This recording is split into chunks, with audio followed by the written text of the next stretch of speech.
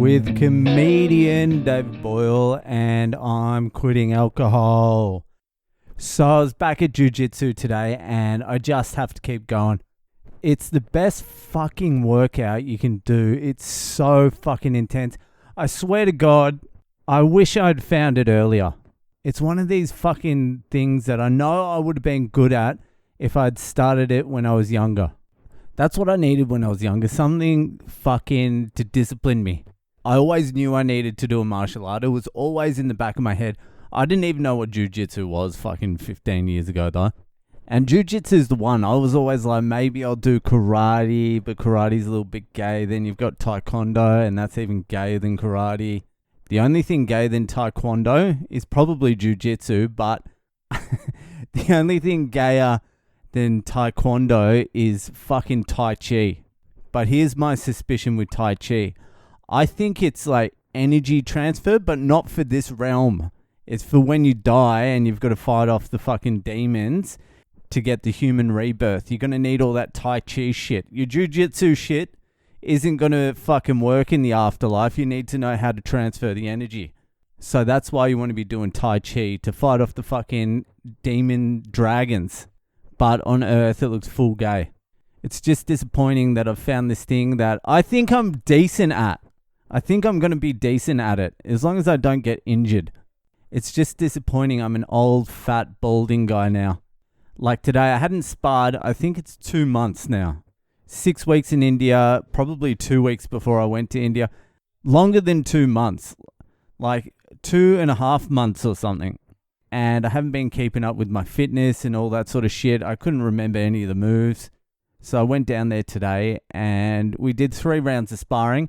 And then right at the end, everyone was walking away, and this black belt, he stayed on the mats and everyone was walking away. He's like, does anyone want to go another round?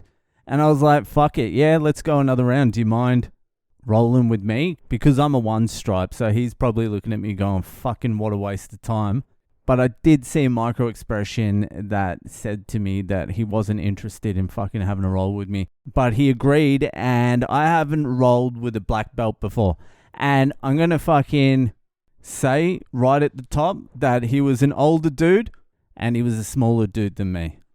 But he's there every day and he's a black belt, and fucking I've seen him there a million times. So I really don't even know how to fucking roll properly. I've got like 2 things I like to do, and I just steadfastly stick to those couple of things. And one of the moves is like getting to mount and just cranking people's arms up above like their shoulder levels so they can't really do anything. And then from there, I just fucking press my fucking chest right on their face so they can't breathe. And then I grab them in like a bear hug with their arms up, and I just try and crush them. I don't even know if it's a move. I tried to look it up on YouTube, like what you do from the mount when you've got both their arms, because they can't do shit. They can't bridge because I'm too high, and they can't do anything with their hands because I've got complete control of them, and my knees are in like their armpits, so they can't fucking move. And then I'm just like suffocating them. And if I can't fucking squeeze them hard enough from that position for them to tap, then I just wear them out until I know they haven't got much fight left. And then I do like an Americana. That's the only move I really know how to do. And the occasional armbar, but I have no idea how to do an armbar. I can usually get them to tap just through suffocation though. The other move is the same move, to be honest with you. I've got 1 move. I know how to do 1 thing, and I just do that. If they're on top of me, I just try and get them off me in any way I can. And then just slowly I break them down until I'm in that position. But that's mainly against white belts. I've pulled it off on a couple of blue belts and shit, and some way fucking bigger dudes than me. But I've never fucking sparred with a black belt before. So I was kind of nervous, and I was kind of already completely fucked. I was sweating. I was fucked. So I go down and we engage, and I'm just like, I'll let him do whatever the fuck he does because I don't know what to do.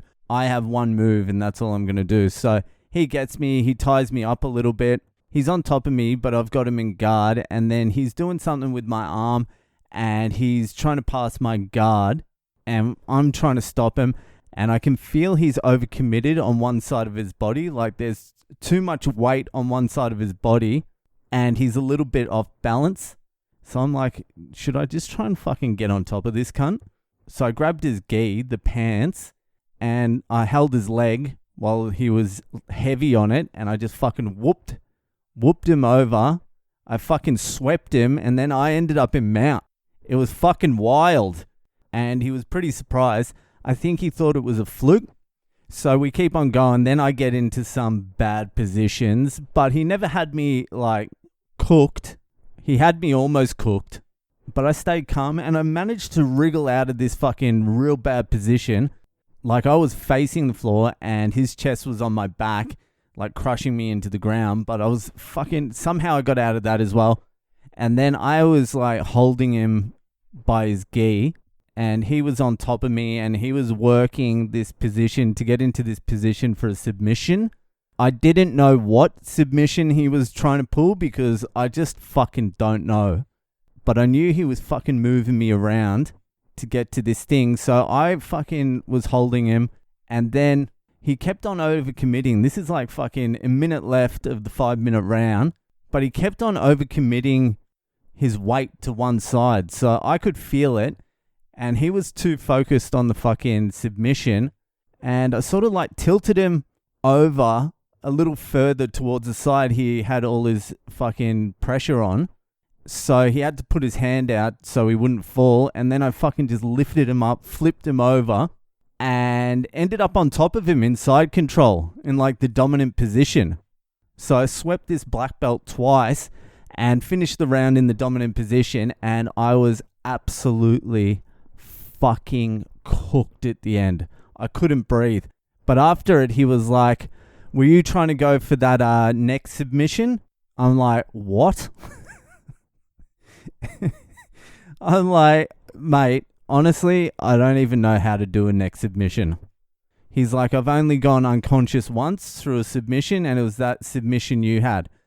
And I'm like, honestly, I'm telling you, I wasn't going for a submission.